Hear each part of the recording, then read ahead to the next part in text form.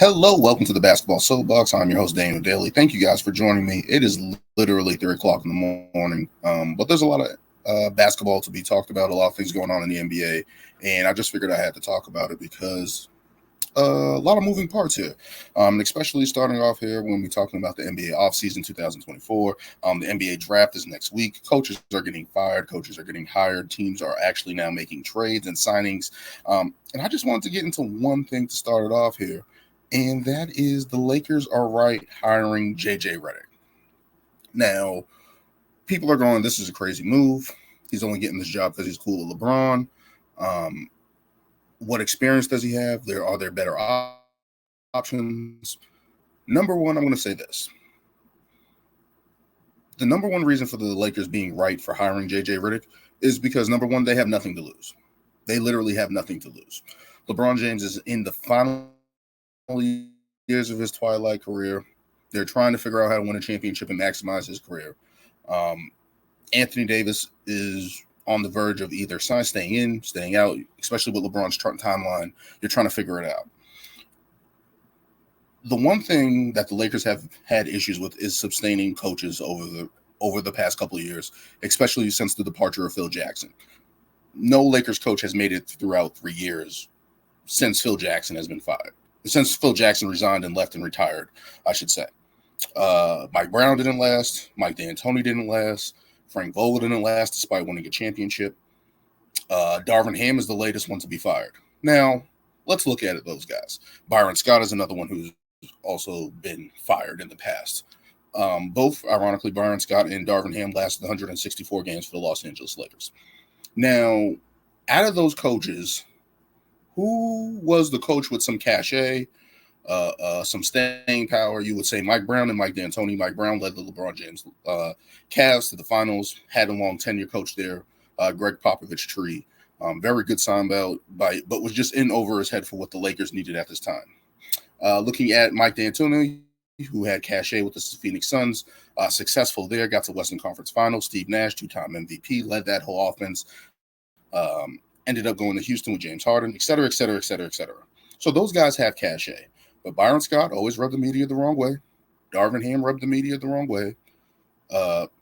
Frank Vogel is not the most vocal guy in that terms of fitting the LA spotlight and seen and what they need. So who is somebody that can carry that torch, who has been in the media for the past couple of years, face-wise, has his own productions with 321 Productions, has his own podcast, Cool LeBron, and has a mind for the modern NBA. Now you're thinking about other guys that they try to go after. Dan Hurley, who was the coach of the UConn Huskies, who I thought made a smart decision and went back to coach college basketball. Mike Budenholzer took the Phoenix job. James Borrego was out there. Charles Lee went to Charlotte. Monty Williams, who recently just got fired. I'm going to talk about that later. People are looking at him. And I'm like, all those other guys don't fit what the Lakers are looking for. Obviously, they want to coach with a little prestige. Guys that come to mind, Mike Brown had prestige coaching LeBron. Mike D'Antoni, Frank Vogel with his defensive schemes in Indiana. Something there. The one thing that JJ Redick has going for him is that he has been in the media for the past couple years, face front, on TV, getting comfortable with his podcast, sitting across from LeBron James, explaining the game in depth in his podcast, on the LeBron James podcast with him, Mind of the Game,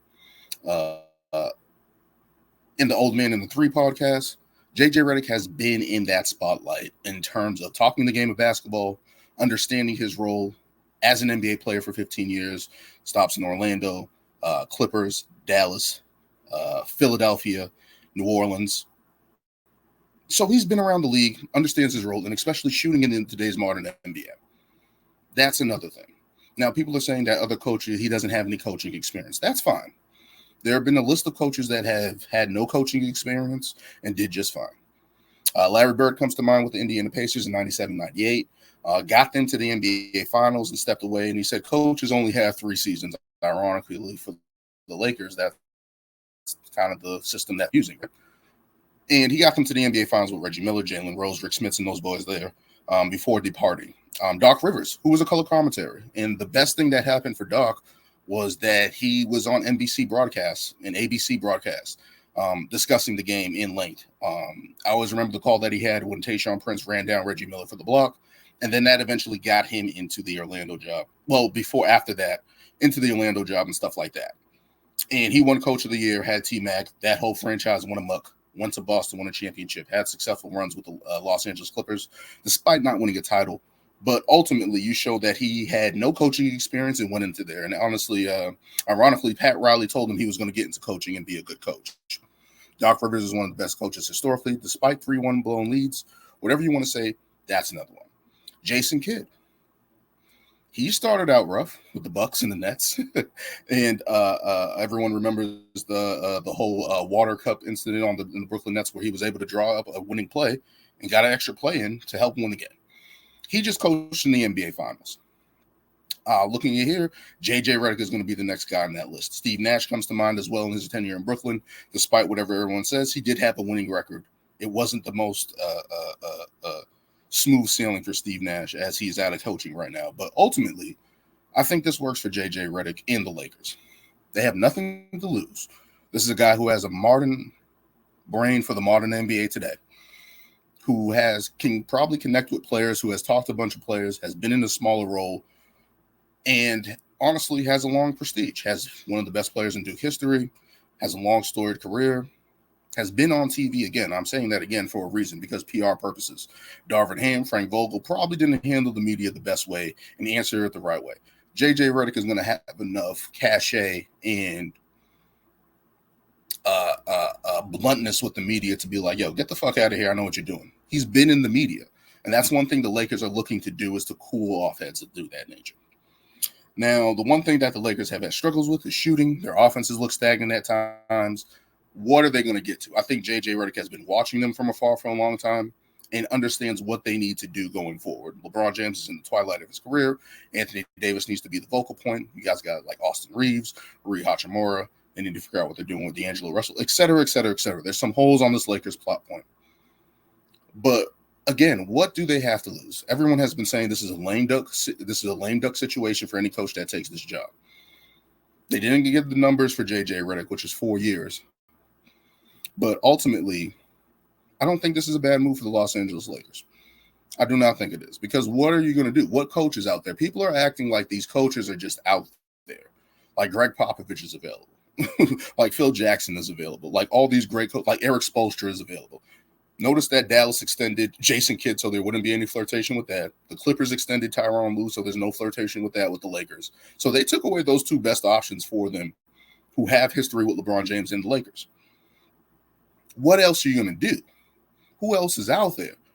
You're going to hire an assistant. I like James Borrego. I think he's going to be able to take the Detroit Pistons jobs, which I'll be talking about later. But overall, who else are you going to get? Why not take a swing in the dark? Why not take a swing in the dark? And I feel like J.J. Redick is going to fit good with the Lakers, and I don't think it's going to be a short-term thing. I don't think it's going to be a burnout thing. I think it's going to be an experiment for everybody, and I think J.J. understood the risk of doing that. He has a cushy job on TV. He has a podcast. But obviously he has been flirting with coaching. He's interviewed for the Charlotte job, I believe. People are sitting there saying why he was going to look at the Detroit job. I didn't think so. Nobody wants to go to Detroit. Unless it's a reclamation project and you're a young coach trying to get a job. I don't think J.J. Redick wants that at this point. I think he wants a job that has prestige, cachet, the limelight, and that's what he's basically going to be doing. He signed up for that just now. Again, I just don't understand what people are saying in terms of other coaching decisions, and I'm just like, why not J.J. Redick? Why not? LeBron has a couple years left. If this works, or at least make successful runs to the Western Conference Finals, have a good showing, show some pizzazz, show some evolution of the young guys like Austin Reeves, Max Christie, et cetera, et cetera. He's going to try to maximize those guys and understand what this team needs, especially on the offensive end. I think something that's been missing, especially with Frank Vogel, even though they changed the roster with Frank Vogel. So let me say that first of all. But ultimately, I think it's a good move for the Lakers. What do they have to lose? What do they have to lose? On one hand, they don't shell out $13 million to a coach to bring him in and try to make it seem like he's going to have the power and stuff like that. J.J. Redick is going to be a player's guy. He's been a player's guy in the media. He's been favorable to those guys. and is going to have a brain and say, hey, let's try working on this. Let's see what works here. Let's see what he's going to experiment and try to tinker with this roster and try to make it work. And I think that's the best thing for the Lakers. They need somebody who's fresh, young. He's only 39 years old. Let's see what he can do. And I don't think that's a bad move for the Lakers. I don't think they had any other options. I don't think they had better alternatives that people were saying and trying to get out there. I don't think so. Why not take a shot with J.J. Redick and see what he's doing? He's looking at Rajon Rondo for his staff. I think that's another player empowerment move into coaching, it looks like. But ultimately, I think it's a good move.